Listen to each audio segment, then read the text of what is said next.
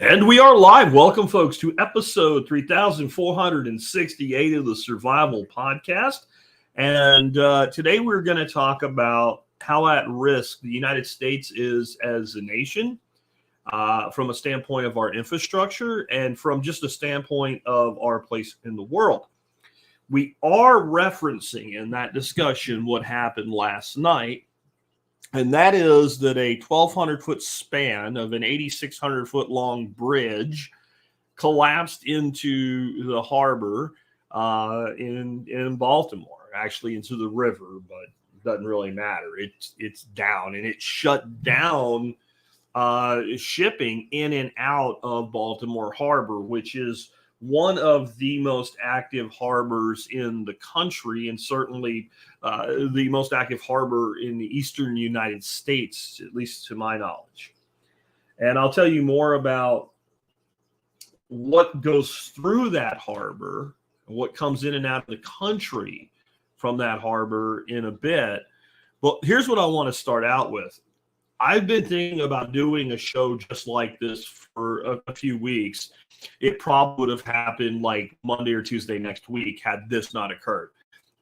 Translation, I'm not doing it because this occurred. And I want to come out of the gate with something that needs to be said right now to the special children out there, that everything's a false flag and everything's a WEF and everything's the New World Order. My special learners, my shrieking friends that believe every single conspiracy theory that ever was spouted by anyone ever, including things like the orphan trains and things like that. If you want to look that nonsense, the great mud floods of the 1700s that they have no evidence for, all of this bullshit. We don't know what happened. We don't know. This is not cut and dry like when the U.S. said Putin blew up his own pipeline. That was pretty obvious. And what I would like everybody to do right now, and we'll get into an F word really quick here, but is shut the fuck up till you know something. Because you don't know anything. And these people that talk like they know things before you know anything need to be disregarded. Even if they end up being right, there's a point at which you actually say you know a thing. There's a place where you speculate on a thing. And there's a place where you realize you don't know anything. There's video of what happened. A ship lost power. It had issues with steering. And you're like, well, how could that happen? I don't know. Do you know what it takes to steer a cargo ship in current? Do you? Because I'll be honest, I don't. But having run small boats, and when I say small, I mean up into like the mid 30 foot, up to close to 40 foot boats in my life, I can tell you that things go wrong, and there's an awful lot of kinetic energy there. So it is possible that what happened is exactly what it looked like. There was a power failure and an incompetent crew, and they ran a boat into a pylon that holds up a big bridge, and then the whole bridge fell down. I'm more concerned about the fact that the bridge fell down that easily. When you watch it happen, if you've been under a rock or something, haven't seen it yet, and something you need to know about the footage that's being circulated, these ships move incredibly slow. The footage you're seeing, that ship, its movement is actually sped up so that you don't have to sit there as long as you would and wait for it to happen. So the boat is moving, for the ship, I should say, is moving faster on the film than it actually was moving in real time. That's kind of an important little thing to know.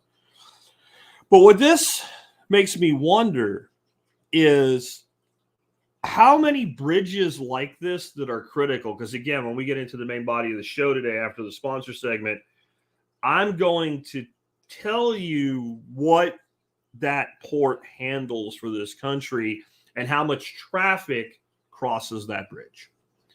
And I'm going to point something out that I think a lot of people have a hard time getting their heads around. When you lose a bridge, you can lose a bridge that it sucks, but go 5 miles that way and there's another bridge. Or you can lose a bridge in a place where it is a long way around through a lot of convoluted shit.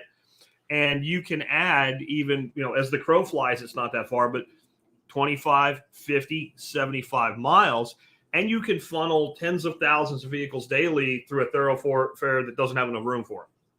And that's what's going on here. But what else could happen?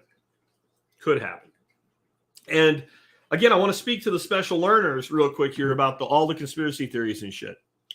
There are people, I believe, that are this mentally fucked up. If they would have been on that bridge at 1:30 in the morning last night, sitting in their car in one of the vehicles that plunged into the harbor, what a horrible thing. So I'm not making light of it. But I really believe they're this mentally defective. And there was a guy in a vehicle next to them. They would have been rolling the window down, screaming at the guy plunging into the water with them. It was the NWO. It's the New World Order. It's the WEF, man. And a guy in the other car is going, I'm just trying not to die. We can worry about who did it later. Right now, can we talk about the problem?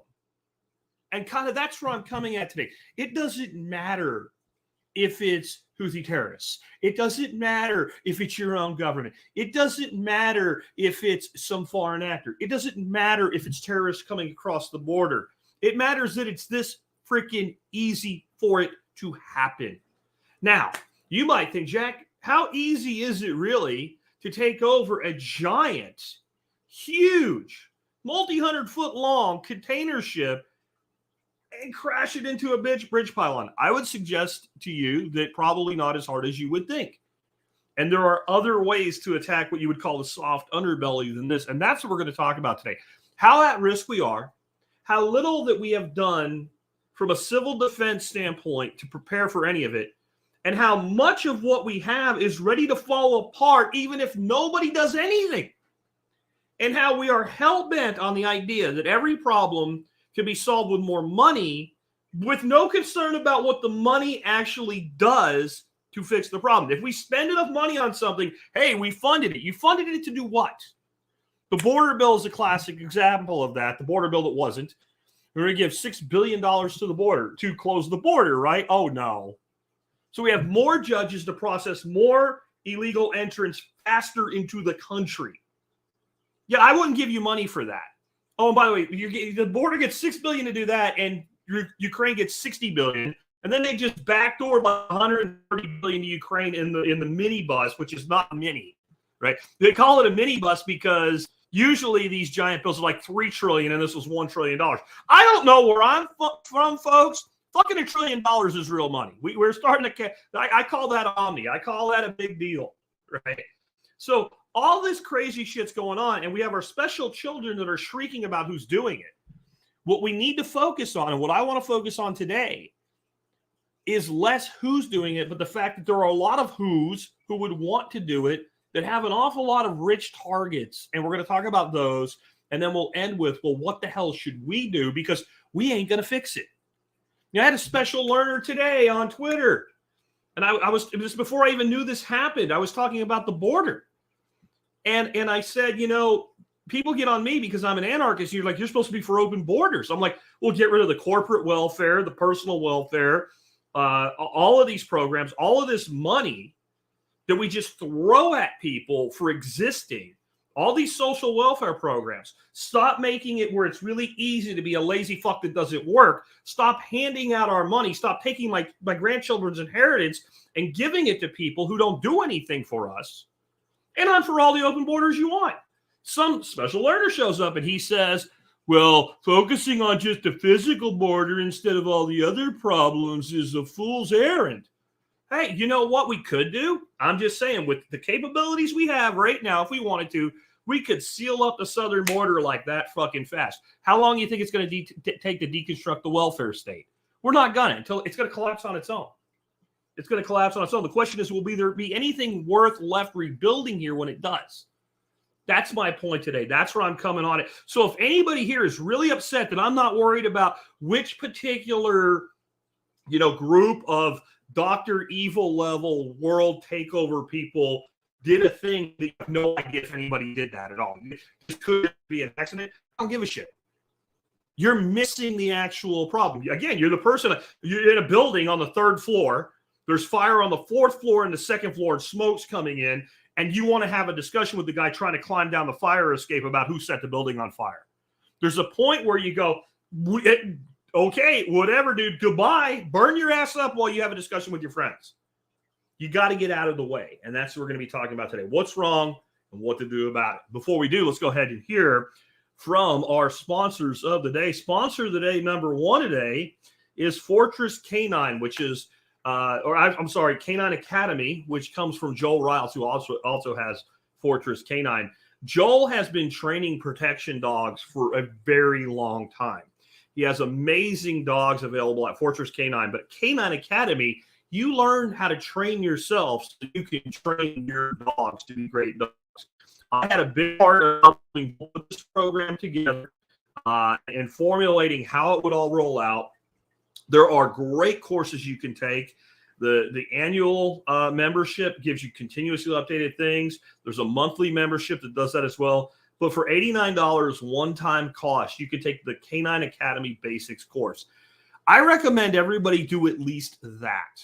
And I'll tell you why. Whatever you want from your dogs, it all starts with core obedience basics and learning how to condition the response you're looking for in that core obedience. You want a dog that will point birds for you in the field while you're hunting birds. Then you need core obedience. You want a dog that will protect you and your family. You need core obedience. You want a dog that's just a good homestead dog, will hang out with your kids, not bite anybody when they come over, and not eat your chickens. Guess what you need? Core obedience. You start to see how that works. Core obedience is where everything else comes from.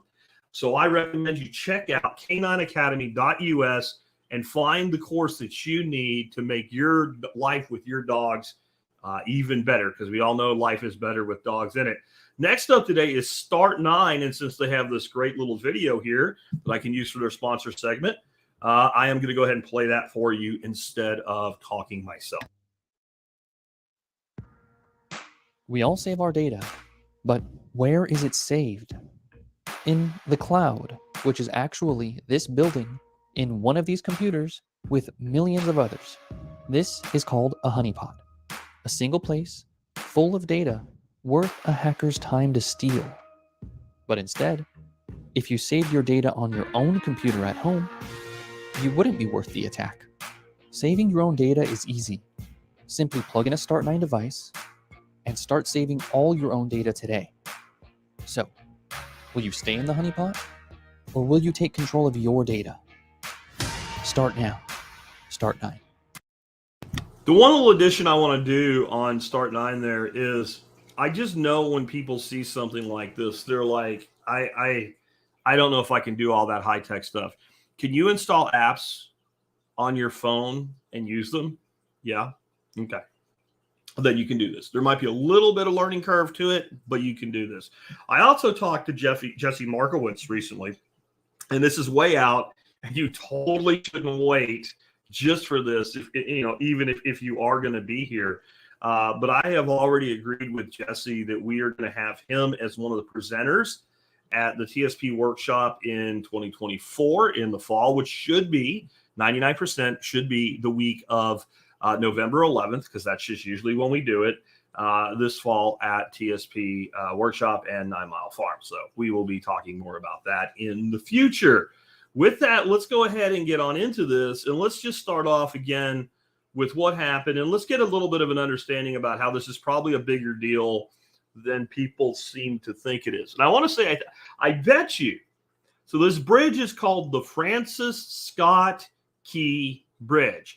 And I bet there's some other special learners, not the conspiracy theorist ones, but the ones who would call you comrade and tell you workers of the world unite and other nonsensical bullshit like that, that are like, woohoo, it collapsed, it should collapse. It's like tearing down a statue, man. Francis Scott Key, man, he was a colonizer and what have you. And okay, well, those people are going to feel a little bit different when they find out that there's no freaking avocado toast at Starbucks in Baltimore.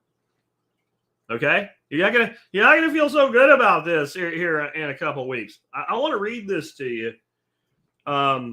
What the Port of Baltimore actually has come in and out of it. It's one of the busiest ports in the United States, handling a variety of goods due to its excellent facilities and strategic location. Here's some key categories. Roll-on, roll-off cargo is renowned for the handling of automobiles and other types of roll-on, roll-off cargo. It's one of the leading ports in the U.S. for automotive shipping, dealing with cars, trucks, and heavy machinery. Yeah, we were looking for a new Toyota recently. There's no cars on the lot already. I'm sure this will help things. Containers. A significant volume of containerized cargo passes through the port, encompassing a wide array of goods such as electronics, clothes, furniture, food products. pretty much everything that's not a car ships in a freaking container today. Bulk commodities, including coal, iron ore, and grain. We don't need that. That's dirty fossil fuel stuff. Break bulk and project cargo includes oversized heavy items that cannot be transported in standard shipping containers, such as construction equipment, industrial components and large machinery, liquid and chemicals, including petroleum products and liquefied natural gas. Well, that's icky. That's icky. We don't need natural gas, says the person who will freeze to death without it. Consumer goods and retail items, food and agricultural products, and a bunch of other shit. Right now, the port of Baltimore is shut down. No ships in, no ships out. Now, the way that's being reported is a little bit sensational because that's what the media does. So let me tell you what this actually means. No ships in or out. People that work there can still go there and work. The ships that are there with cargo on them are being unloaded, and the ships that are there with cargo to be loaded will be loaded, and they will be delayed in their departure. They do not have to fix the bridge to reopen the port the way that some are inferring, especially some of the special people on both sides of the special people universe. Okay. But it will not be, I guarantee you there are people who work there that, just to get to work now, their commute just went up by an hour and a half to get to work. Just as one example. Vehicles can still get in and out of the port. They're still doing that. But now, like the 695 corridor, like if you were heading south, that's where you would have went, like the whole freaking east coast of the United States. And we're not going to fix that bridge anytime soon. I would I'm going to get rid of somebody here. I'm just done.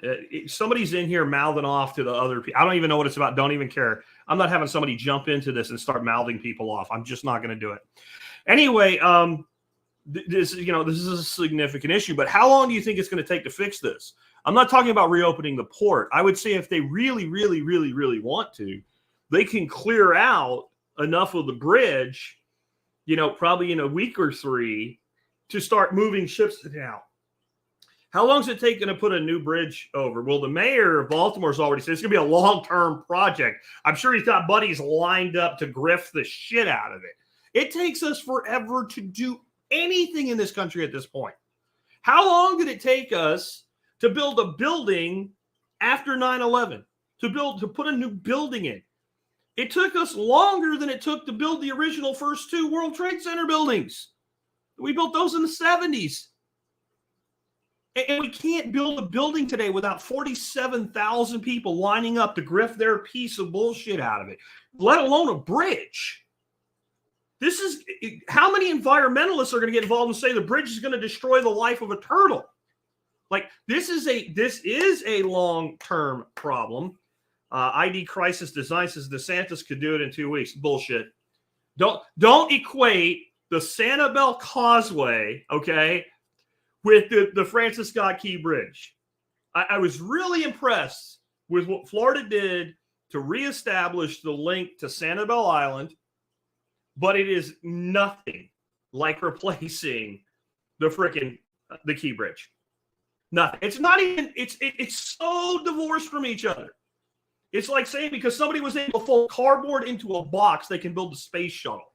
It's that divorced. And I might know a little bit about this because I've been going to Sanibel Island since I was 8 years old, and it's one of my favorite places on earth. And K-Bonk brings something else up. Steel is the problem. Where are you going to get the steel? The Sanibel Causeway is built primarily of concrete, not steel. You get a suspension bridge. There's a piece of the causeway that was a suspension piece, so boats could get under it. That's when they got rid of the the drawbridge about a decade and a half, 2 decades ago, and they put in one with an arch. But it's not the same thing. It's not the same thing, and we're not.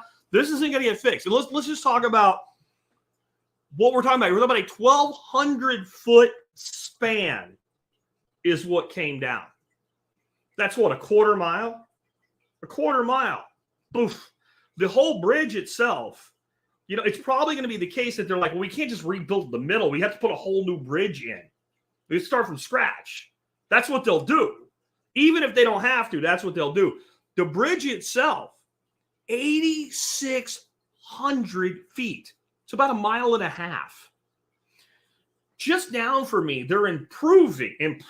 There's no disaster. They're improving the state highway and the bridges and all. It's been going 4 years. They're nowhere near close to done. I mean, they took half the land that my veterinarian owned in what do they call it? Where they seize your land. What do they call that again? You guys know what I'm talking about, where they take your land. I don't know why the word went out of my head, where the state just takes your land in the name of the common good. So civil asset forfeiture is not what it is, and it's in my head.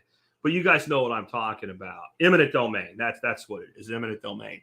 So they did that, but they're still nowhere near close to done. You can't even tell what it's going to look like 4 years for something way simpler than this. This is a long-term problem. How does this affect people and traffic in the area? The number of vehicles that cross that bridge per day, 31,500 vehicles a day cross the bridge that now have to go somewhere else. And it was not the kind of bridge you drove across because you felt like it. It wasn't like, hey, you know what I do today? I'm going to drive over there just because I got nothing else to do. Like, you had to be wanting to go somewhere. You're either a long-haul trucker or a long-haul driver on vacation or something like that, heading from the north to the south or south to the north, or you had business to do in the area. And it's about 50 to 75 miles around when you look at all the rigmarole that's necessary because that bridge is gone now. And again, the infrastructure that's there is not designed for 31,000 more vehicles a day to utilize it. They're going to have to redirect some of the ports receiving just because of the vehicular traffic that will be fucked up for years now, if not a decade. I would not be surprised if it takes a decade to put a bridge in. And anybody here want to tell me that you would? I'm not saying it will. I'm saying it won't surprise me if it does. That reaches 11.5 million vehicles a year. 11.5 million. And many of them, again, special people, they were bringing you your avocado toast or the avocados for your toast or the grain so the baker could make your bread for your avocado toast and your coffee so you could bitch about not having any money and go spend $11 a day for a couple egg bites, some avocado toast, and a coffee at Starbucks. This is a problem bigger than that, though. Again, heavy equipment, farm machinery, construction equipment. The equipment that you would use to build the bridge, normally it would come in to the Baltimore harbor in that part of the country. You see how this could be a problem. But I want to point out, this is a much bigger issue than this bridge. And what will happen now is the idiots that run our media programming will convince you that the bridge is the problem. The bridge is the problem. The right will say it's Pete Buttigieg's fault, right? And the left will say it's the Republicans' fault for not funding more infrastructure. Let me ask you a crazy question. Just a crazy question.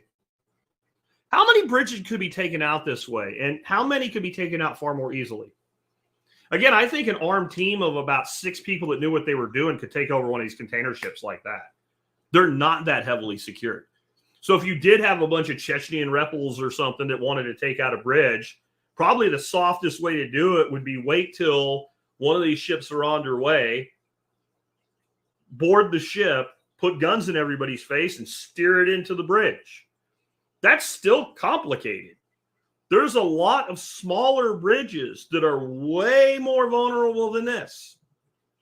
That something like, I don't know, a Ryder truck full of fertilizer and diesel fuel could screw up. And there's other ways. I don't want to get into exactly how to do this. I just want to point out that there are all kinds of places throughout this country that are major trucking thoroughfares that if you take out a bridge or two, the inconvenience is beyond the understanding of the typical micro-brained American today. Those of you, I know I have a huge audience in Tennessee. I-40. Do I have to say anything else? What happens when you're on I-40 westbound and there's a traffic jam and you try to get around that one big bridge that goes across the gorge? what happens? It's like 30 miles out of the way, and it's 30 miles of back roads north to find the one little ass bridge that you can get across and come back down the highway. And it still will save you time if it's bad enough in that particular area. Some of you know exactly what I'm talking about. So how many more bridges could be jacked up this way? Turful Flanders is mentioning tunnels. 95 tunnels are right next to the bridge. It will be slower, but not 90 minutes. This is a big problem, guys. What about the tunnels? How hard is it to jack up a tunnel? How hard is it to jack up a tunnel? Forrest says, landlocked Idaho can be completely disabled. We have east to west and north-south major routes. Yeah. All it takes is a gorge. All it takes is anything that goes across. There's a lot of other things that could happen that I'm not going to talk about today. I don't want to be giving people ideas. But I mean, just to throw out one of them, a few gunmen and a few people driving vehicles that simply abandon their vehicles in the middle of a road and walk away and have crossfire from, raised medians on both sides of a highway. How much damage could that do? And we have no plan for any of this. None. We have no preparedness plan as a country. How easy is it let's go a different way. How easy is it to start riots in this country? Think about whoever you think is the entity looking for the vector of attack. If you believe it's Islamists, okay. If you believe it's the New World Order, okay. If you believe it's Putin, okay. I don't even care who you think the threat comes from. Let's say that it's China. I don't care. You want to take out America. What is the first thing I would do if I didn't want to use a direct military attack that made it obvious who was behind it? I would start riots all over this country. All you have to do is any given day, you can find one thing that happened, and you can use it if you want to gin up a riot. And once one riot kicks off, what happens? They start spreading all over. The left loves to riot. Why? Because we let them get away with it. The right has one riot in 50 years. And it's worse than 9/11 and Pearl Harbor combined. But the left went on a rampage for 120 days in the BLM riots, and nobody literally did shit about it. So the left loves to riot. This is a good time to talk about something that's going to seem a little bit off base. But if you ever read the book, you'll understand what I'm talking about. The Illuminatus Trilogy by Robert Shea and Robert Anton Wilson. It's 3 books in one. It's really long, and it's weird. There are definitely parts of it that are not based in reality fact at all. They're like science fiction, lunatic stuff. And there's parts of it where you're like, the dude that wrote this chapter, whichever one of the Roberts it was clearly on acid when he did it. But there's a larger true story with it. And every conspiracy theory you've ever heard up till about 1990 is in this. And a ton of stuff that was done, like TV, movies and stuff. There was a TV show where there was a talking dolphin in a submarine. Like, that's right out of this book. But in the book, this is the true part. There's all these organizations, and most of them are made up names. But when you read it, you're like, oh, I know who they're talking about there. I know what organization that is, right? And they're diametrically opposed. At least they think they are. There's right-wing kind of libertarian organizations. And then over here, you got left-wing lunatic organizations. And then you got kind of your center right that want to dominate the world and tell everybody morally how to live. And you have all 3 of these dynamics that are playing. And there's, hundreds of organizations that all think they're fighting for their side. But in the end, a very small cabal is actually using them all. They're all being used. They're all useful idiots. They're all useful idiots. And the higher people rise, the more they understand this. That is absolutely spot on to what's going on in the world today. So if I want to harm another nation, I have all these useful idiot organizations that I can just flick and cause a ripple effect to occur. And so the first thing I would do if I was a foreign adversary or even a domestic adversary, and I really wanted to cause complete disruption in the United States, is I'd kick riots off everywhere. And think about it, it's not even hard to do. One dude gets choked to death in Minneapolis and half the country sets its major cities on fire. Yeah. Okay. Then how vulnerable are we to fires from arson from a determined force? Look what's happened in West Texas. And everybody's like, they're trying to put cattle people out of business. No, they're not. It just fires. That's what happened in West Texas, these fires. They happen all the time. We have grass fires out there in dry times of the year. We didn't get a lot of rain out there, even though this part of Texas is kind of out of the drought now. We've got a lot of rain. Where those fires occurred, it was just dry as a bone. But yeah, if you want to start grass fires, that's easy. You know, about 4 ounces of gasoline, a bottle, and a rag, and you can cause a fire that'll take out thousands or hundreds of thousands maybe of acres of land, depending on where you do it. But what about a determined coordinated force? Let's say, I don't know, 2-3 dozen people that were all starting fires at the same time in a coordinated effort. And some of them were fires like forest fires and stuff, but some of them were fires like in cities and towns, especially in vulnerable older parts of the places where like fire suppression systems haven't been corrected. That might be a problem. Now, if I was really like trying to be super evil, Dr. Evil Genius, I would say, why don't we start a whole shitload of fires in all the wilderness areas so that all the major fire departments send help. And then once all the help is sent, then we'll start the fires in the cities and the towns. And then we'll start rumors that this side did it to this side and start riots on top of the other riots. Again, we have no plan for any of this. And if you leave out the open border, you're missing massive potential vectors of attack. Again, I don't care who's actually calling the shots. I care that you make the target easy. This is a problem. So even if it is a WEF, why wouldn't they use Islamic extremism to push their goal? Why wouldn't they? Look what happened with that terror attack. Putin says it was Islamists, radical Islamists did it. Putin says that. He also says Ukraine probably was culpable in it. And people are like, oh, no, it was Ukraine. Both things can be true. If you stop acting like a child for 5 minutes and being attached to your narrative, then you can see that your narrative can coexist with other narratives. That if I am this evil bastard and I know that I can manipulate this group into doing my bidding, even if I don't like them, then what better way to do things? What better way to do things than take people who are pissed off and hate a given entity and point them in that direction and enable them to do it and step back and go, oh no, man, it was right. Like, and then the southern border is just wide open. This shit about refugees. How do you get a refugee from China into the United States via Mexico and call them a refugee? That just ignores every single piece of law, common law, as it relates to what a refugee is. How do you have refugees coming into the United States via the southern border from Central Africa? They're actual refugees. Like, that's not how refugees work. This has to be on some level coordinated. For all my, beating up on people like the Alex Jones crowd and all, I agree that there is a coordination here. But my problem is how open we are to the attack and how stupid we are about letting this continue to happen. And we are. And then you look at things like a weaponized justice system.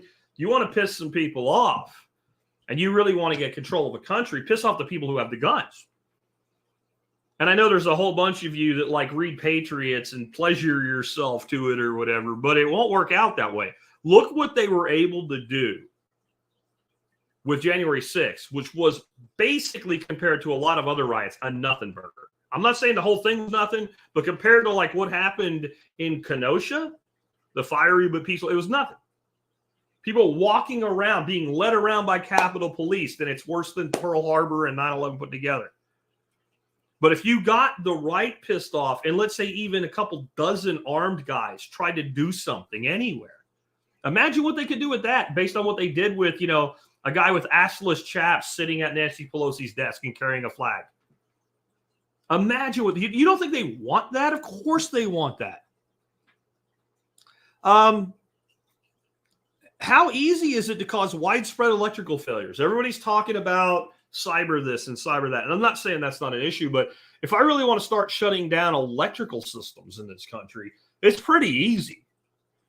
You know those things that look like a garbage can hanging off a pole? Yeah, those are called transformers. They have an oil inside of them that keeps them from like overheating and exploding. You know what happens when you put a hole in the bottom of one? Like with a rifle? It empties out. Kapusta. Boom. No more power for you. How many could one guy, you don't have to be a very good shot, they're pretty big. How many could one guy take out in a couple hours and then disappear? How many? Probably a lot. How many power substations are incredibly vulnerable to attack? I mean, a rented moving truck, no explosives. Just a brick on the gas. We have no plan for any of this. I'm not trying to scare you today. I'm just pointing out this is how like a guy like me can figure this out. You don't think people who actually want to do harm to other people can figure out a hell of a lot more on how to do it? Look what was done to our society with a virus that was basically a really bad cold for most people. How much disruption to our way of life did that cause? What do you think some of this shit would cause? Have you ever noticed that every time something bad happens, the solution your government has is to take away your liberty to protect you, and how willing people are to let it happen? And Jeff is saying transformers plus just-in-time inventory equals sad face. Indeed. We don't have the transformers to replace a bunch of them being blown up or knocked down. Again, I'm not saying that this ship hitting this bridge was intentional. I honestly don't think it was. I'm not close to the idea, but I don't think it was. I think this is incompetence and failure at the same time. That's what I think happened. But boy, if you wanted to do it, now you know how to do it, don't you?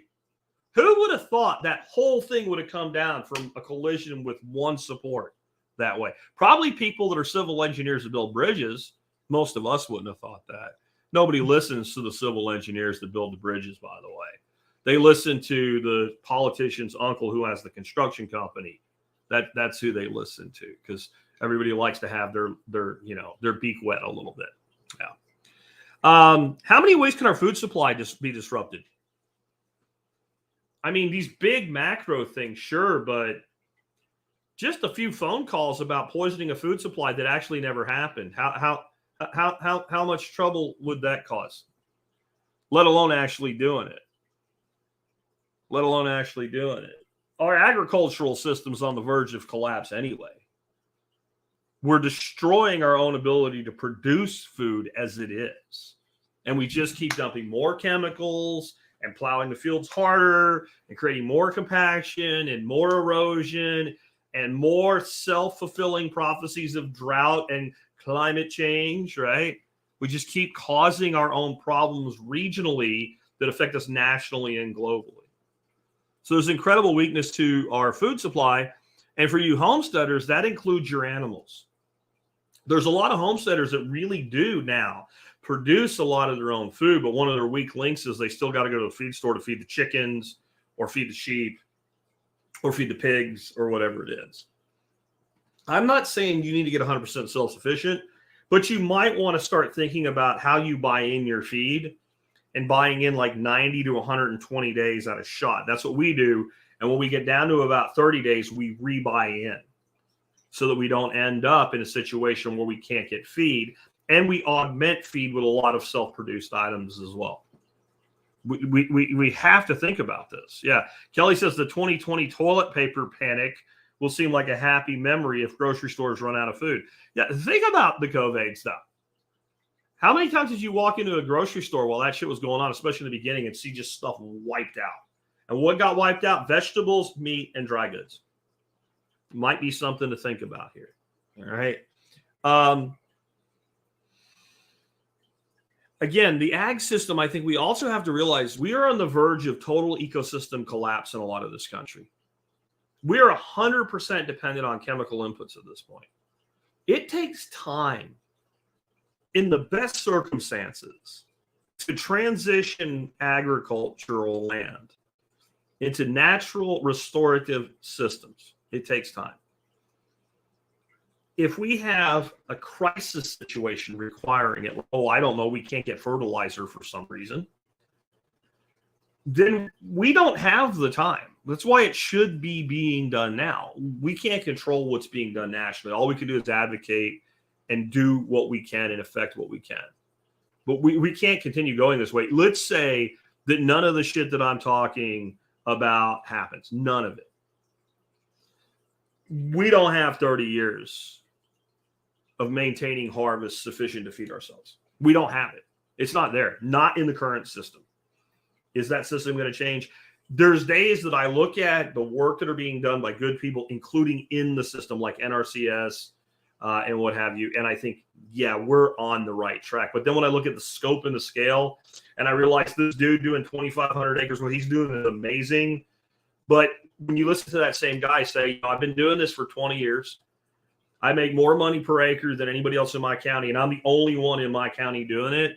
Then you start to see the scope of the problem or the scale of the problem is much bigger than people think. 100% much bigger than people think. How about our banking and finance systems at the moment? There's multiple vectors of attack to that.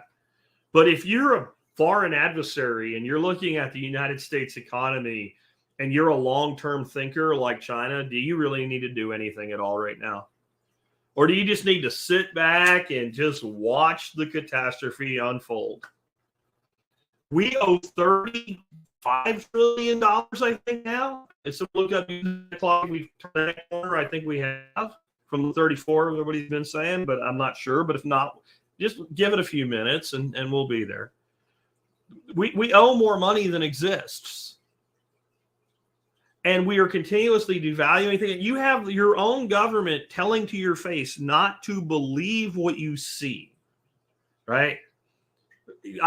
Some of you may not remember. You're not old enough to have been paying attention back when the war on terror started after 9/11 and the U.S. invaded Iraq. But there was a dude running around with a beret on in Iraq. We called him Baghdad Bob. I don't remember his real name. And there's literally like a video of him going, "It is all Western lies. There are no tanks in Baghdad." And it was like an M1 driving over a building in the background while he said, it looks like an SNL skit, except it's real.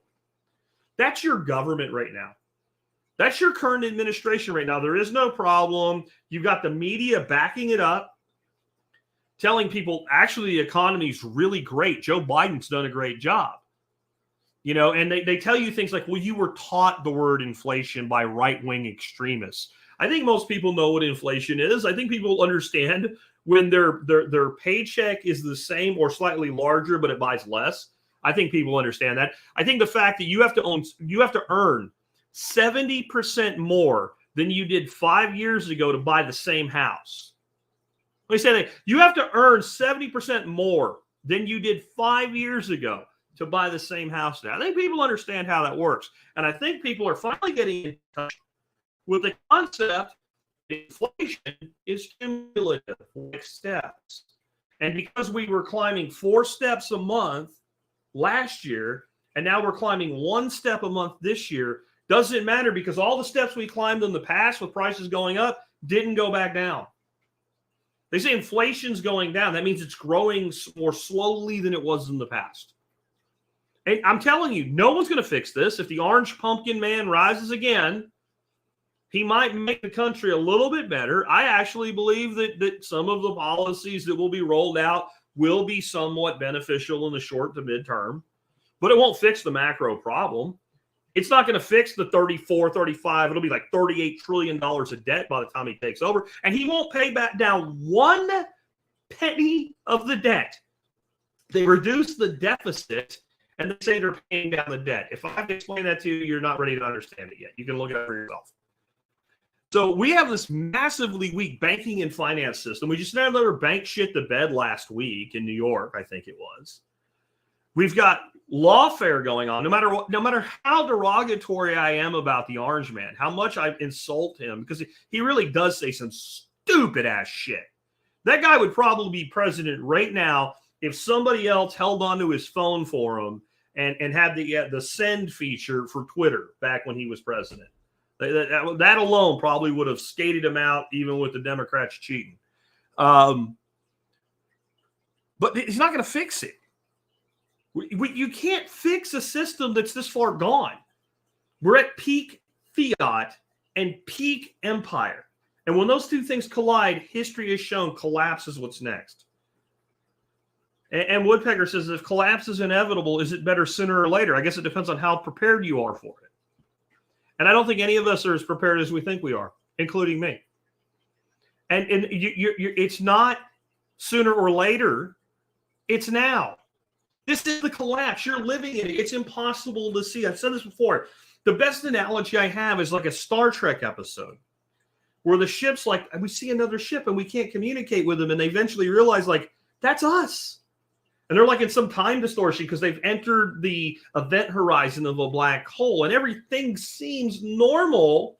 And you think you're on course, but you're really circling the drain and you're already in the hole.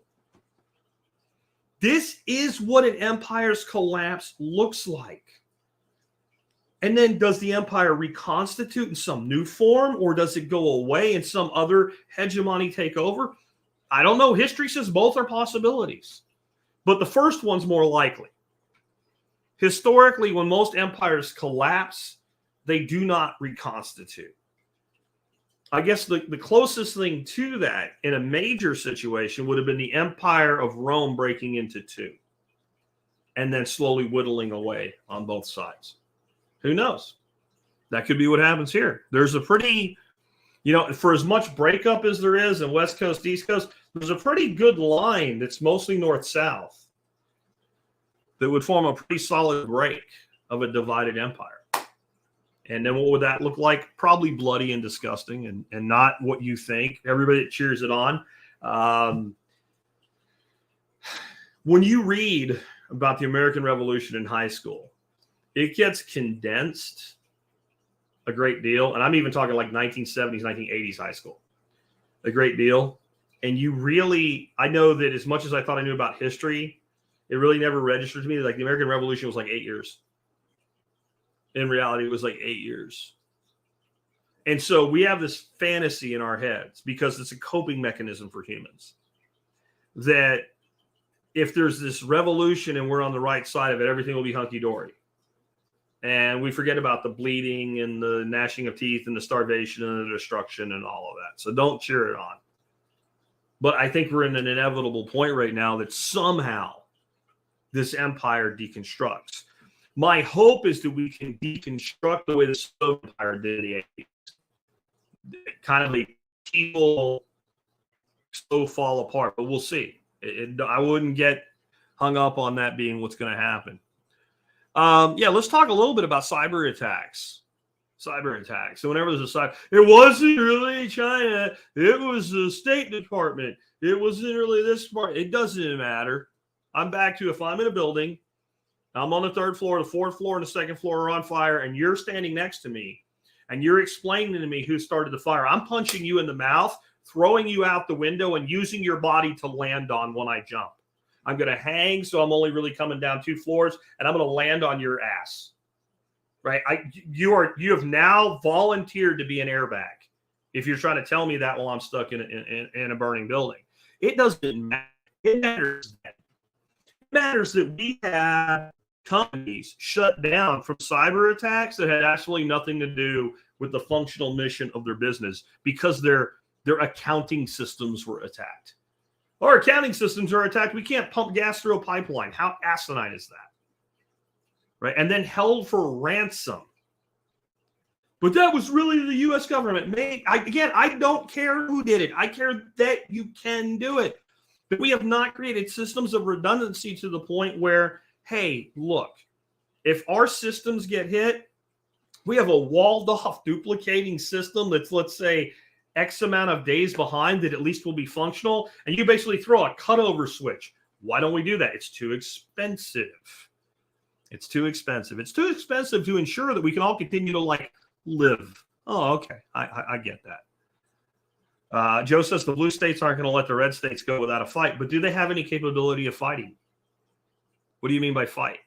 Right? I don't know. I think it depends on how. It depends on how. But definitely we are at vulnerable situations for cyber attacks, our drinking water, our wastewater, our electrical systems, our critical infrastructure. It is totally possible. I'm not saying it happened. Please don't put words in my mouth. And some asshole is probably going to clip this out and say Jack Spirko says it was a cyber attack. I'm not. I'm saying that it is totally possible that someone somewhere hacked into the navigation systems and the electrical systems of that container ship, because they are all networked, and somehow caused the accident. I don't think it's probable, but it's possible. Well, how many places could that be done? And the more self-driving, self-operating stuff we make, the more that becomes possible. The more that becomes possible. How many soft targets are there for armed teams, bombs, arsonists? How many soft targets exist? Everything's at shopping malls. There's not a lot of shopping malls left as far as I know, but okay, shopping malls, parks. And we can't just close everything down like COVID and all run. But we had a better plan for what to do in the event. If we had more armed citizens, would be one thing. If I'm a bad guy and I want to kill a bunch of people, I'm probably heading to New York City or Chicago. Why? Because I have aggressive gun control and I'm not likely to get shot by a good guy. The bad guy with a gun who's also there is far more likely to just run away than return fire, unless I happen to shoot at him. I'm going to go to the place that you've locked out,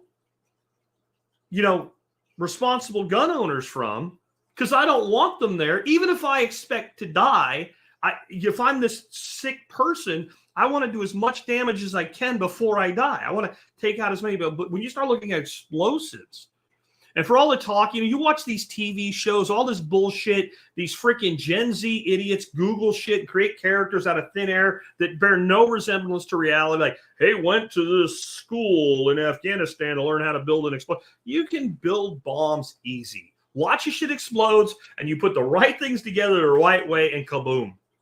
It's not hard. And there's so many places that we have soft targets. There's so many schools are incredibly soft targets. As sick, deranged people have shown that are angry at the school, so they go shoot a bunch of kids. That pales in comparison to what, let's say, a 4-man team of properly trained, to the point of having combat experience could do. It's horrifying. And we have no plan. We have no plan. And we keep pissing off the whole world, and we keep screwing up our own country to where people are unhappy. Unhappy people are more likely to hurt other people than happy people. I don't know if you know that. We have some real problems here. And again, if we do have a soft target attack, what is the solution government always has? What was the solution on 9/11? Was it, hey, look, we set some things up here. Right? I know some of you, it was Dick Cheney. But what was the solution? Regardless of whether it was so they could implement that solution or it happened exactly the way they said, which I don't believe, regardless, what was the solution? That's the lesson.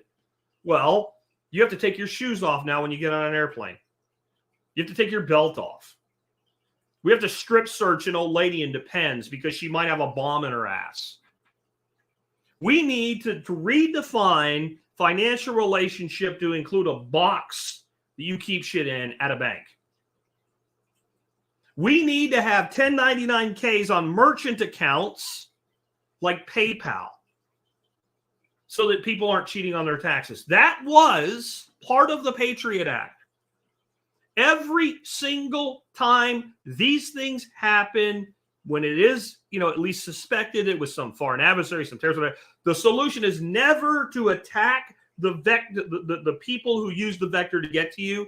It's always to claim that the vector of attack is a justification to do all other kinds of shit to take liberty from people, which further pisses people off and leads to more potential for what the United States government would call domestic terrorism. Because again, pissed off people are more likely to do harm than happy people. And there is a point that if you push anybody deep enough into a corner, It's like pushing a dog into the corner. The sweet little dog that you can pet that'll let you scratch its belly. If you abuse it enough and you push it in the corner far enough, it will eat your face off. And it does seem to me at times like our own institutions are attempting to do that to us, attempting to provoke us to violence. And it's why I'm so big on no violence. No violence. If you are going to go to war with an enemy, you identify your enemy's strength and weakness, and you attack from a vector that is most conducive to their weakness and least conducive to their strength. The number one strength that the state has is violence. So you have to use non-violent vectors of attack against an enemy who excel at violence. All the state has is violence. The state is violence. The state is a club. The state is a gun. Everything the state does to control you, in the end, it is the gun, the men with guns, the force by proxy that makes whatever they say have teeth. What would have happened? Well, a little different way. What did happen during the COVID nonsense when certain store owners and county sheriffs and governors and everybody else in between that are the directors of the force by proxy said, yeah, we heard what you want us to do. And if people in our place want to do that, they can, but we're not doing anything. What happened in Houston when the Houston police chief said, when the mayor of Houston said, well, if you go into a store in Houston without a mask on, the police will arrest you. And everyone's like, what? And the police chief was saying, yeah, we ain't doing that. That's not our job. We'll get screwed. Well, everybody did whatever they wanted to do. The only thing that gives the state power is the threat of violence. So you do not meet an enemy where the enemy is strong. You meet the enemy where the enemy is weak. You choose the method of attack, the time of the attack, and when the initiative's taken. They want it the other way around. And I see that the audio is glitchy from Kelly. There's nothing I can do. I'm sorry about that. Fortunately, I do record into two different devices, and the audio for the audio side will not have this, but I don't know what I can do to change that. I will try one thing real quick right now, and I will drop to a 40 on the resolution, and maybe that'll take less bandwidth, and maybe that'll be a little less glitchy. We'll see if that happens. I do see some flickering going on with the video there. This is the other thing. This nation has faced external threats in the past, significant external threats in the past. We have faced significant tragedies in the past, at home and abroad. We have had all kinds of horrible things that we've had to stand against. We've done bad things, but we've also done good things as a country. And we've been through a lot of shit. And I would say as recently as a couple decades ago, we could make the claim that while we were not perfect, we were the greatest nation, not that was around, but that probably ever existed. For all our flaws, we could still say we were one of the greatest nations that ever existed. And there was one reason why. There was a certain level of national unity. I mean, if you go back to the 1940s and you look at how Black Americans were treated in most of this country, it was as second-class citizens at best. It really was. If anybody tries to say that's not the case, you're just in denial of reality. You're absolutely in denial of it. Now, some of those people would say the Black community was stronger then than they are today. I would agree with you. Both of those things can be true. But yet Black men volunteered to fight in World War II. They weren't just drafted. They volunteered and then were segregated in service, but they still did it. How uniting did the overriding principle that it meant to be an American have to be to make a person willing to do that? Again, I'm not forgiving anything about how those men were treated. I'm saying that in spite of that treatment, they were willing to stand up and say, I'll go, I'll fight. Now, what do you think that looks like today? How many of these people with their little Ukraine flags that say they stand with Ukraine and they love Dr. Fauci on top of it, and Putin is evil, and anybody that says anything other than a narrative is a tool of Putin. How many of them do you think would respond to a draft notice? How many would and it doesn't have to be a war. I'm just using that as an extreme example. I would tell you that I feel that there has never been a time in history where the people of this country are more divided than they are right now. And I've been around a while. I'm not a real old man yet, but I've been around a little while. I've been around over 5 decades. And with my memory and the way I pay attention, I remember 4 of them really well, 40 years without cracking a history book. I can say this is what I observed around me. I've never seen a time where being an American meant less to more people than it does today. Ever. Even like, the hippies that took all the shit as draft dodgers and stuff in Vietnam, in the end, weren't they mostly right? And weren't they doing what they were doing because they believed America was better than it was behaving?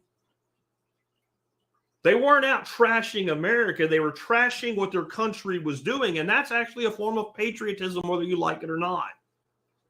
When you turn on yourself, you're seeing the symptom of the disease of rot that is the end of empire. And that's what I keep coming back to. That's where we are. And I do believe this is more by design than incompetence. In spite of the fact that I, make fun of people, call them special learners, whatever. I really do. I don't think that the people with all the power are this incompetent consistently. I do think, but I think they're also incompetent that they think they can control this. That they think it will benefit them in the end, because it always has. We're at a point that we had multi-generations of top-level grifters of the system. And they have been born into this life of, I'll use the word, privilege. And when I say privilege, I'm not talking about, nobody pulled you over because of the color of your skin. No, when I say privilege, I mean being born into a world where you can have anything you want from the time you're old enough to understand what that means until you die. That's what I mean. Whether you work or not, whether you do something or not, your family, your place in the world, you have so much just by being born that you never have to actually worry about anything in your life. And that was true for your dad and your grandpa and your great-grandpa and maybe even before that. So when somebody tells you, hey, if you keep doing this, everything's going to fall apart, it's a very natural reaction for people like that to say, yeah, but it won't affect me. I have 3 passports. I have a Swiss bank account, right? I can travel. I can go. I'll just, like Jim Rogers, I'll learn, Chinese and move to China or whatever and think it's all going to be okay. There is no one in the world that will not suffer the consequences of the United States collapse, even if it needs to happen, especially if it happens in the worst way possible, which it could. And by the way, we're just provoking like the other 2 major nuclear powers toward World War III while all this is going on. That's great. That's it. Kelly says the airports won't be open. They have private planes, dude. Right? There is some truth to what they're saying. That's why they believe it. Doesn't mean it'll work out in the end, but there is some truth to it. They live in a different world than we do. And that makes them think they have a right to control ours. I do think that's part of this. But I also think there's a tremendous amount of incompetence in this. There's a tremendous amount of incompetence. Anybody, anywhere who's being honest, even if you hate the right and you love the left, if you're being intellectually honest, if you have the intellectual capability of understanding the question, right? If you're not dumber than the person I'm about to invoke, then you're going to answer this with that person's incompetent. Does anybody really believe Kamala Harris is competent to be the vice president of the United States of America? I don't believe any, including the people that tell you how great she is on TV. I don't believe they believe it, right? When a lifeguard on, what was that show with the chicks running in the red swimsuits, Baywatch? When a lifeguard was talking about how to disarm a bomb on the beach, not only does no lifeguard know how to do that, that actor doesn't either. They're just reading a script. No. And Kelly says VP, maybe. President, definitely not. No. You have to be capable of being president to effectively be vice president, right? Like, and how about AOC? Is AOC intellectually competent? Is a human being to serve in the United States Congress? Like, we have these intellectual midgets that actually have power. By the way, that's another sign that you've reached the edge of the end of empire. When you start, how many people can you point out, regardless of politics, regardless of political spectrum, you're just like, this person is not smart. This person is stupid. How about Maxine Waters? How does a person like that stay in a position of power for decades? Because the populace that elects them is stupid too. That's why there's more stupid people on the left politically than the right. Right. But what I honestly believe is you have more malice on the right at the same time at the upper level of politics. Absolutely. But all these people are incompetent idiots. And back to what I said earlier about the bridge, when we have these problems, when we have these infrastructure failures, when these bridges collapse, whether a boat slams into them or we just didn't take care of them. I mean, think about this. The interstate highway system, conceived by Dwight Eisenhower after he saw what Germany had done with the Autobahn, was initiated and funded in the 1950s. Okay? And they started building it in the 1950s. It was planned from the beginning that by the mid to late 70s, most of what had been built would need to be upgraded or replaced. Most of it has barely been touched since it was built. The technical last piece of the interstate highway system was finished, I believe, in 1991. You can look me up and fact check me on that, but that's what's in my brain. 1991. Okay, 1991 doesn't sound that long ago, but that's a little while ago. But the funding on the initial funding of the highway system ran out in the early 70s. A lot of the bridges that you're driving over, overpasses you're driving over, highways that you're driving on now are 50, 60 years old, and they've had almost no real maintenance done on them. Filling a pothole in is not maintenance. You know, I-20 that goes, well, across half the damn country, but the part I'm talking about through like Grand Prairie, Texas, there was about 6 miles of it about 15 years ago. They literally had to block the highway off and route traffic around it on the one side, drill holes in it, and pump concrete under it because it was sinking.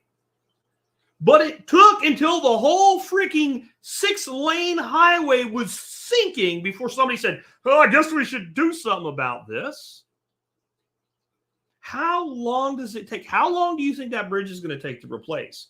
So if there was a coordinated attack that took out key infrastructure, let's say 20 pieces of key infrastructure, how many years is this country set back before we can fix it? Because everything we do has to go to 300 agencies to decide if it's safe, it's going to impact the habitat of the striped-tailed foofy flu, or who the fuck knows what. We can't do anything with any impetus and speed in this country. We're headed for a complete collapse of our ability to produce energy because we're not building any energy systems. We're not building new systems. We keep, adding wind and sun, but it doesn't work all the time. I'm sorry. And we're not maintaining the gas and coal energy production facilities that we already have. And as we bring up more and more fossil fuel, the goal is to shut these down. Don't shut them down, morons. You don't have enough power generation. As much as I love living in Texas, one of our problems is we are better than most of the other states. We have plenty of problems, but we're better than most of the states. So what do we have? We have a massive influx of people coming here. We're not building more power generation. And every time we try, lunatics get in the way of it. What we should be building right now? Nuclear power. I know some of you don't want to hear that. It doesn't make it not true just because you don't want to hear it. And you don't know anything. The people opposed to this know nothing about modern nuclear power. We have aircraft carriers with nuclear reactors on them. We have aircraft carriers who are the first thing that we send into a disaster in another country, because that ship can pull in deep water off coast, run lines to shore, and power half a city from the freaking reactor on the aircraft carrier, and pump in thousands upon thousands of gallons a day of fresh water, converted seawater into fresh water, using that power. But we can't build them here. Do you see how stupid that is?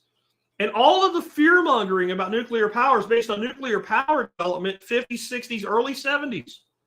It's been a while. We have things called, we have thorium reactors now. There's no meltdown. There's no Fukushima with a thorium reactor. If it shuts down, it just stops. It produces almost, not none, but almost no heavy waste. And even old school reactors, the amount of waste they produce is so small compared to what they do. It's ridiculous. But we don't want to do that. But even if we did, let's say tomorrow morning that we just got rid of all the imbeciles in our government. And I don't just mean the imbeciles that vote on the House floor. I don't just mean the imbecile that occupies the White House. Let's say we replace them, even if they had some ideological differences, that the goal of the United States Congress and the executive branch became to do what is best for America, like that, like it ain't going to happen, like magic tomorrow. And you cleared out massive amounts of bureaucracy that gets in the way of it. There's still a little bit. How long would it take to build 30 thorium nuclear reactors in the country? 50 years? In the best case scenario we could hope for. So it's not coming anytime soon. Texas is doing jack shit to deal with these people coming in. It's one of the things I am concerned about. And the last thing with our infrastructure, let's say nobody does anything. It's still falling apart. A lot of it's still 60, 70 years old. Tons of it is 30 to 40 years old. It was designed to last for 25 years. We have no plan to fix it. And what does it cost to fix it? A road that cost us $10 million, like a stretch of road that was a $10 million project in 1980, is probably $1 billion project today. $1 billion with a B. That's 1,000 million. You talk about inflation, and when you go back and you show people what inflation looks like from 1971 to today, they think about what? Their groceries, their rent, the cost of mortgaging, the cost of educating a kid in college. That's what people because that's the bill you pay. You don't realize that 6,200% increase in cost applies to roads, bridges, buildings, electrical infrastructure, water infrastructure, sewage, all of it. All those people that do all those jobs that are really important, they have been subject to the same inflation you have, and they require a wage commensurate with the ability to live their life too. And many of them work for government or government adjunct, and they're paid better than you are. Their compensation going up relative to inflation is better than yours. That's why those people tend to vote Democrat, because they're insulated more than you are. Right? But where is the money going to come from to fix all this infrastructure? And the answer is we don't have it. And we're not going to have it. And we build everything with a life expectancy today between 2 and 20 years. The houses that when construction starts at an all-time low, if we don't count multi-tenant, which is mostly housing projects that are trying to move everybody to high density. But even when we are building new houses, what do? Most new houses are built in brand new subdivisions. They're not custom built one-offs, right? The developer buys 40 acres and puts in, 100 houses or more. Depending on how close they can stack them together, room for cul-de-sacs and all that, right? And they build the houses, and that whole subdivision is built out in 2 to 3 to 4 years. They put up signs, they get salespeople in, and they put people in them as quick as they can. It's all stick and brick. It's all 2x4s in the walls. It's all nail guns. It's all incredibly industrial assembly line type building. The guy that does the drywall doesn't know anything about framing. The guy that does the framing doesn't know anything about drywall. The guy that pours the slab, he just pours it in the forms and goes away. Plumber, it's all compartmentalized.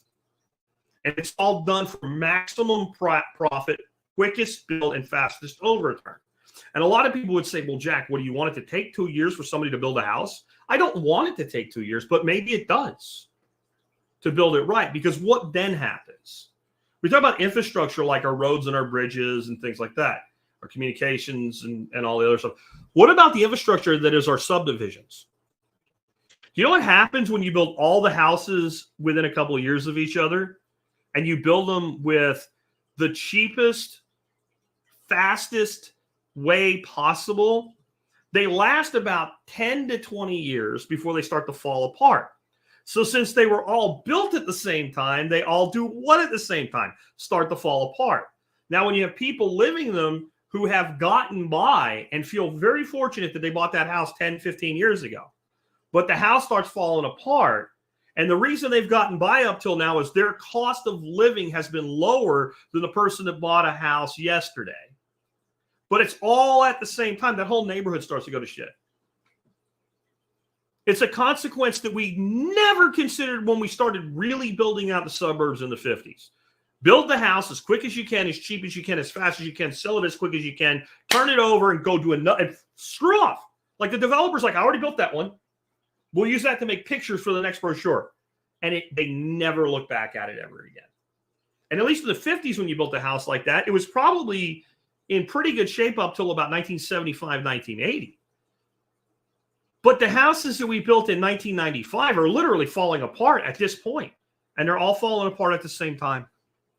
All at the same time. And we have run out of ways to prop that up.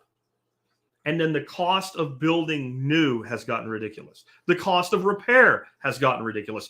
We have places now, people go to remodel a house. They have to have the Department of Making You Sad come sign off on a house. The inspector comes in and goes, there's 4 windows on this wall of the house. Yeah, so, well, the new fire code says there can only be 3 because the other house is this close because there's a fire spread risk. Oh, wait a minute. This house has been here since 1961. Yep. And if I don't remodel it, that's okay. Yep. But if I remodel it, I have to get rid of that window. Yep, with a straight face. This is the idiocracy we live in. What are you going to do? I'm going to go quick with it because we went longer than I planned. Here we go. Number 1, there is no political will to fix this. You think I'm still in the problem? No. Part of the solution is you need to accept this. You need to accept the fact that there is nobody coming to fix this, because even if somebody wants to, it cannot be done in the current system that we're in. This is a system that has to literally be rebuilt. You have to rebuild the system before you can fix the problem that the existing system created. We need a new system. It's not happening anytime soon. Nobody has the political will who's going to have any power or any authority at all, let alone a consortium of enough people to tell you the truth. They'll tell you stupid shit like you'll own nothing and be happy, but they will not tell you, hey, you know, guys, in 1971, we had already fucked up in 1913, but we totally fucked it up, and we need to go back to a hard money system. It's really going to suck, but it's what we have to do for future generations. They don't have the courage to tell you that. They don't have the courage to tell you that. So it has to collapse. And when you accept it, then you will stop wasting your time and your attention on other things. I recently talked about this on X and on Nostr, and one of the two, somebody asked me, can you tear down the existing system while you build a new one? I quoted Buckminster Fuller, who said, I'm paraphrasing, but basically you do not fix a broken system by trying to fix it. You fix a broken system by creating a new system that obsoletes the former system. And the person said, well, why not both? Like the little Taco Bell girl, right? Yay, why not both? We'll have soft and crispy tacos. You can do soft and crispy tacos. Pretty simple to skin for now, unless you live in Baltimore and you can't get them on a ship anymore.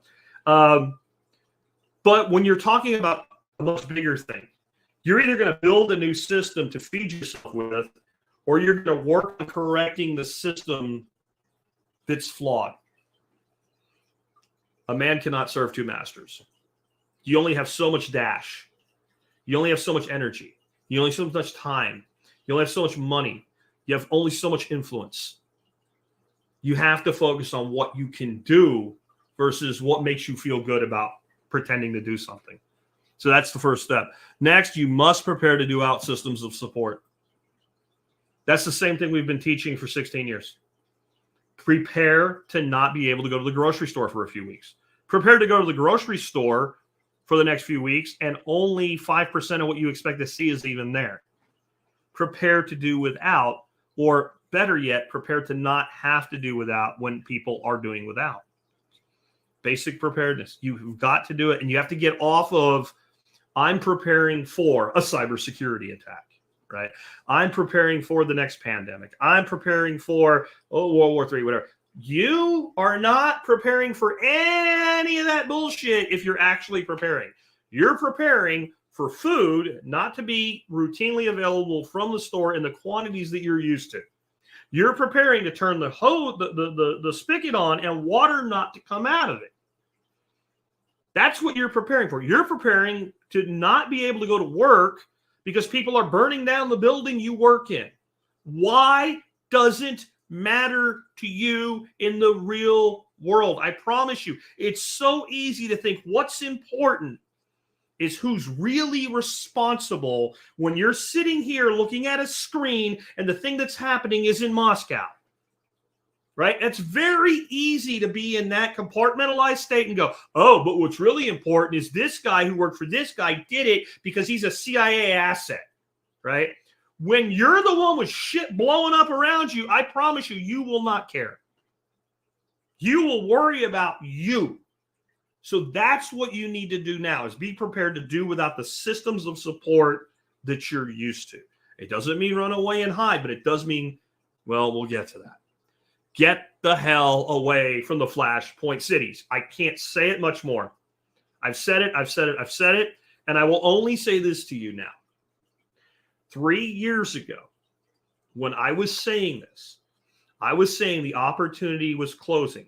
And no matter how hard I tried to explain what I meant by that, there were people that made it out that I was literally saying, if you live in Los Angeles 3 years from now, you're going to be dead and hanging from a lamppost. That the whole place would be leveled and burned to the ground. Or something to that effect, right? The cops would all be wearing swastikas and rounding people up and throwing them in camps. That's what I was saying. That's not what I was saying. I was saying the conditions there, the quality of life there, and the cost of existence there will continue to decline. And your exit strategy will become more and more difficult to pull off. You tell me, with that one little factoid I gave you, 3-4 years ago, you could have earned 70% less money and bought the same house you could today with the income 70% more. Is getting out of Los Angeles, San Francisco, Portland, Oregon, Seattle, Washington, Chicago, Illinois, Philadelphia, Pennsylvania, is it easier or harder today than it was 3 and 4 years ago when I was screaming at you, get out, get out, get out? It's hard. Okay. With that track record, I would just like to make a statement right now. In 5 years, it will be harder than it is right now. The number of suitable properties that are outside of these systems of control, where you can have life basically to yourself, even if a lot of shit around you melts down, that inventory is in decline and the cost is in rise.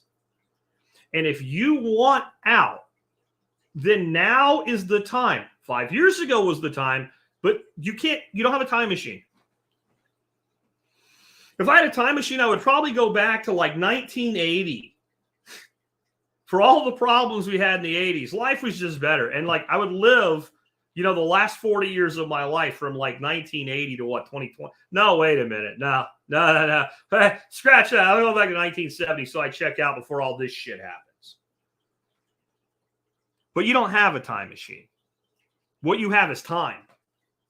And time is an erosion-based commodity. None of us live forever.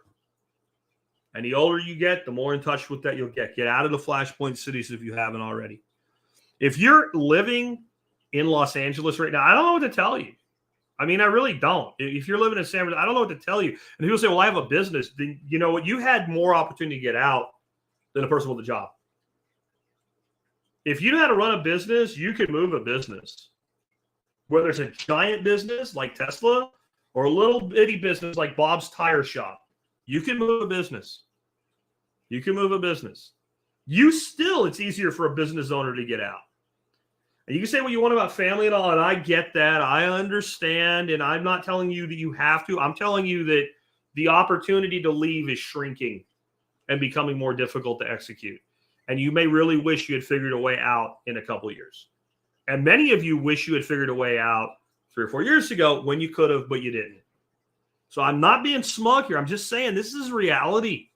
And you need somebody to be honest with you and give you reality, because a fucking TV set and the radio and most alternative media is not going to do it. They're not going to give you reality. They'll give you their side of things, their agenda, what they want to push to sell their bullshit.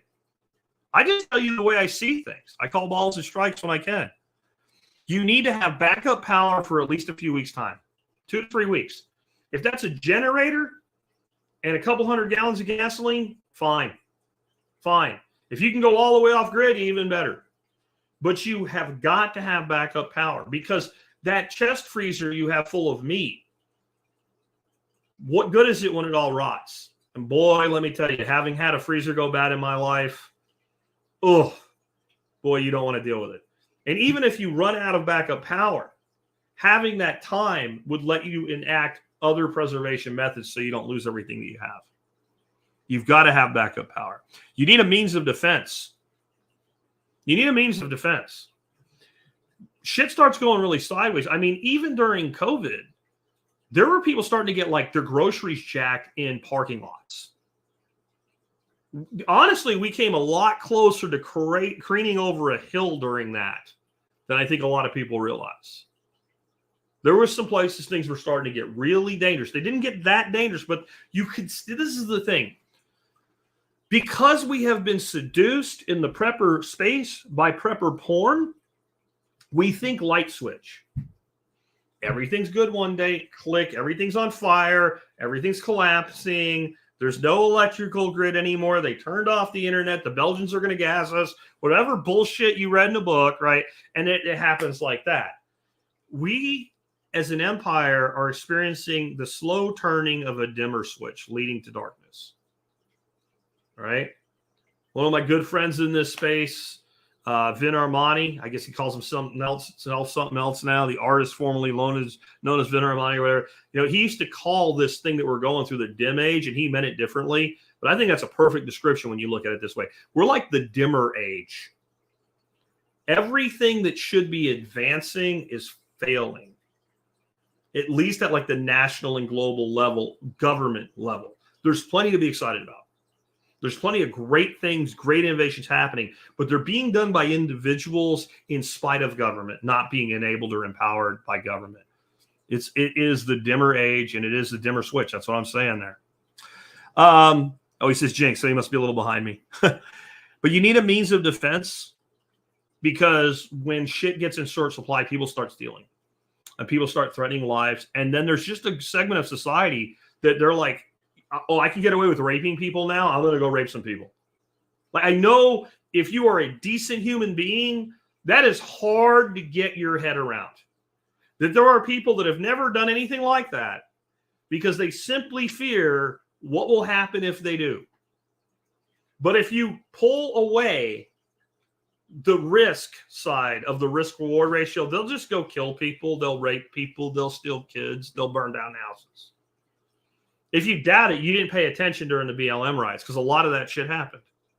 A lot of that shit. And just remember, whatever you heard was vastly underreported, yes, even by Newsmax and Fox. There were horrible things that went on with that, and it was a microcosm of what could happen. You need a means of defense, and you need to know your effing neighbors. You need to know your neighbors and who you can count on and who you need to be like if shit starts going sideways. That motherfucker over there, we need to keep our eye on his ass. If you have a problem person in your neighborhood, I'm not saying to do anything. I'm saying know that they will be a problem before they become one, so that you're aware. Know your neighbors for both good and bad alike. Grow your own food and have a means to see to your own fertility. There are so many homesteaders that are still out there throwing Miracle Grow and 10-10-10 on their garden. And if you're down to you're relying on your food, that shit ain't going to cut it. And changing then will be harder than changing now, just like moving. Learn how to make good compost. Learn all the stuff that I teach. Whether you learn it from me directly or indirectly, I don't care. But learn how to use nature to feed yourself. Learn where you can forage, where you can gather fish.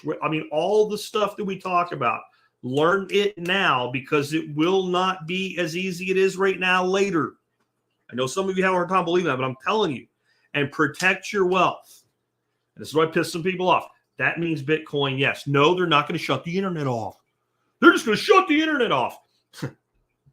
Oh. My brain hurts when you say that, because the entire means of control for these people is networks. They need it for their own shit. They're not going to shut the internet off to get rid of Bitcoin. They're not. It's a stupid statement. But if you don't want Bitcoin, fine. Silver and gold would be other places you can put your money. I don't think it's as smart. I don't think it's as good a long-term play. But absolutely have some form of hard money, and a portfolio of mix is better to do. Yeah. All you people that think are going to shut the internet off, I think you are mentally damaged.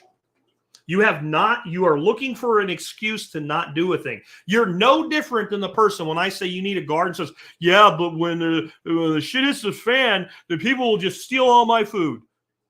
Just say you don't want a garden. Don't make up bullshit about zombies stealing your tomatoes. Just say you don't want to do Bitcoin. Say you don't understand it and you don't care to learn, and you think we're all stupid. And that I'm good with all of that. When you start saying stupid shit like they're going to ban it, it's going to go to zero, they're going to turn off the internet, then I don't have any time for you anymore. But I'm going to I still care about you. Then you better have silver or gold or a mix. Or if you're smart, you have all three, because I don't know, maybe the sun gets really angry one day, farts out a giant CME, and we don't have an internet for a while. I don't know. I doubt it, but there's always extreme examples, and we should prepare for all of the eventual realities, not just the one that you've convinced yourself is going to happen. That's asinine. That's almost worse than not prepping at all. Because if you're wrong all the way through. But other things are important as far as protecting your wealth. Your knowledge is your wealth, your tools, property that you can control, knowledge of your surroundings. You have to invest in your overall wealth. Next, you, in the end, need to accept you're living at the end of an empire. You're living at the end of an empire. All you need to do is crack a couple of history books and look at past empires. And use that skill that we talk about all the time, pattern recognition. Pattern recognition. If you look at pattern recognition and you look at empires in the past and you look at this country right now and the behaviors that it engages in, extending beyond its actual ability to control things with a false belief that just because it has big boats and bombs, it can tell every nation everywhere what to do. And it can extend its resources out, and it can fund other countries' wars while it can't keep its own bridges up. If you look at anything approaching a fundamental reality of past empire collapse, and you look at this, you have to have an IQ of like 13 to not see this is what it looks like. And again, the important part of that is acceptance. Then you will stop wasting your time with shit you don't control. You'll stop caring what Laura Ingraham or Sean Hannity said, or Rachel Madcow, or whoever's left over there. I guess the dwarf troll is gone or whatever. I don't know who the hell's on the other sides, right?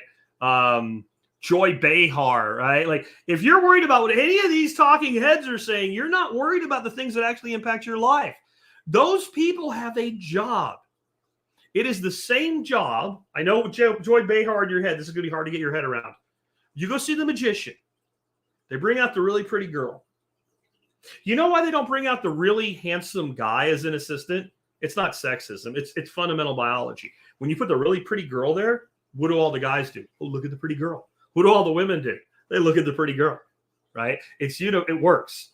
So they bring the really pretty girl out. She's kind of scantily dressed and she does her thing. And the magician slips something by you. You don't see because you took your eye off. She did something at just the right moment.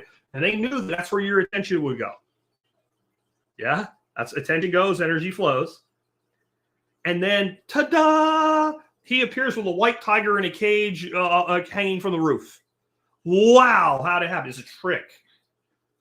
But the trick was contingent upon the attractive blonde girl in the scantily clad outfit that you all looked at.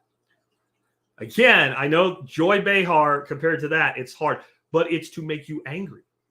It's to make you revolted. It's to make you pissed off. When you have these people, even in government, like Elizabeth Warren, what is Elizabeth Warren's purpose?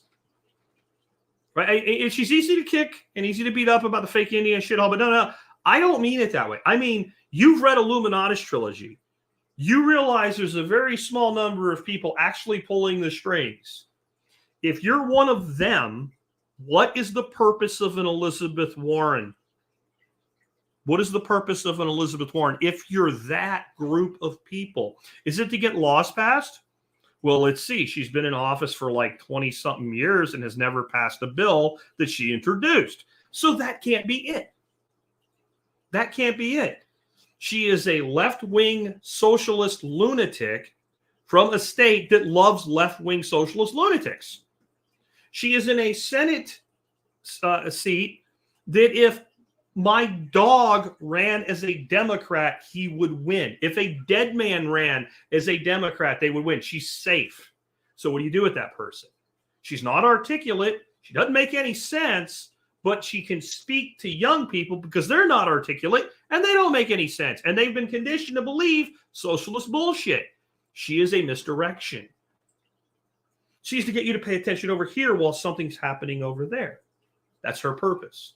All the people on the TV, that's their purpose, including the ones, yes, you like. Their purpose within the program system, even if they're genuine, all the means of communications, save a few, are completely controlled. Why do you think I tell you to get your ass on Nostr, right? I'll put up my information on that for you right now. And by the way, I now have the ability, if you want an Albi wallet and you don't have one yet, and you need an invite code, so you want to manage your Nostr keys and be able to exchange Bitcoin with people using Lightning in your browser where they can't prevent you from doing it because it's just the website. Yeah, I can generate one of those codes for you so that you can join. So email me, jack@thesurvivalpodcast.com, if you want access to that. I'm not going to push that really hard, but as I say, they're controlling the speech, they're controlling the information, they're controlling the flow of information. Then the only solution is to go where they don't.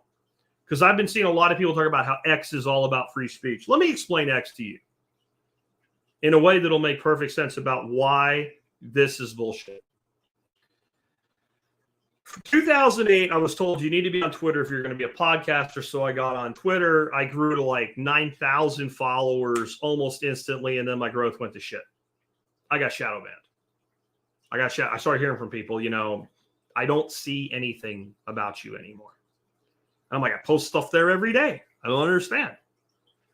And then it took years to go from about 9,000 to about 15,000. Years. The day Elon closed the deal, I started growing, and I grew from like 15,000 to almost 20,000 in a few months. I started growing by hundreds a day as soon as the shadow ban was turned off. Well, then he hired Linda Yaccarino, who said, and I quote, she's WF puppet too, freedom of speech doesn't equal freedom of reach. And my growth went back to shit. March 13th last year, so just over 1 year, I signed up on Nostr. I have 25,000 followers on Nostr, which is a network, a fraction of a fraction of a fraction the size of the network that is X Twitter. So don't tell me it's free speech. Because one of the things that have been used to control you is the belief that free speech is a right to speak. It is not just a right to speak. Some would say it's a right to be heard. You do not have a right to be heard. You do not. And that's where Jack is saying freedom of speech doesn't equal freedom of reach. The way, see, little subtle changes in language. Why do you think it's so important to government to dominate and control what words mean? Why do you think the left has convinced half of the country that bloodbath never applies to financial situations, only to killing people? Because controlling language is controlling minds. So not only for free speech to exist do I have to have the right to speak, it's not that I have the right to be heard. It's that you have the right to hear. And that subtle difference is so much there. Look, Mick had it before I said it. It's the right to hear. If I have the right to speak, it means nothing if you don't have the right to hear me if you choose to listen. That is how we are controlled, and we need to get the hell out of this. And I know that learning new things can be a problematic pain in the ass for people, but you don't have a choice.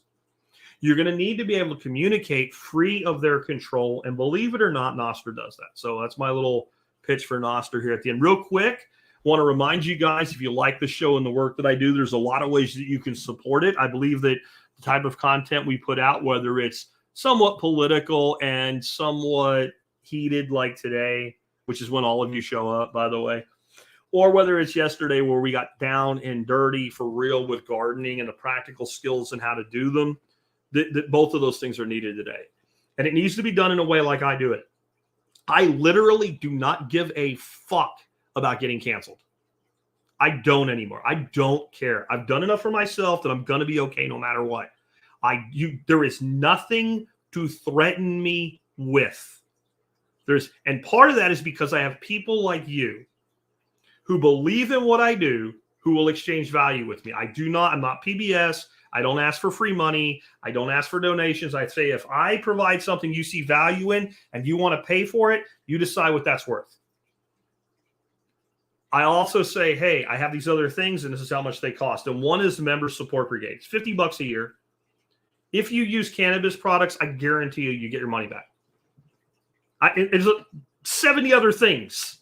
There's tactical, practical, garden, guns, you name it. Like, we have discounts on everything.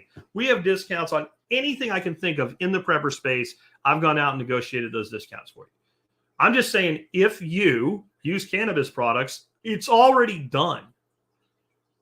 It's there. You're going to get your money back in one order. And so it's an easy thing to do. So consider becoming a member, because that is the number one way that we pay the bills around here. The other thing I'll tell you is we do have the courses we're building. And, one of the courses the course that's the primary one that's out right now is the bioreactor compost course. And I really recommend that you check it out if you haven't yet. Homefoodssystems.com, $40, $35 for MA members. There's 5 years back if you're an MSP member right there. One of our sponsors today, by the way, 9% off Start 9 server, that covered for like 2 to 3 years, depending on what box you buy. But definitely consider learning how to make the best compost in the world. This is going to be a skill. Learn how to make compost. And I'm not shitting you here. This is the truth.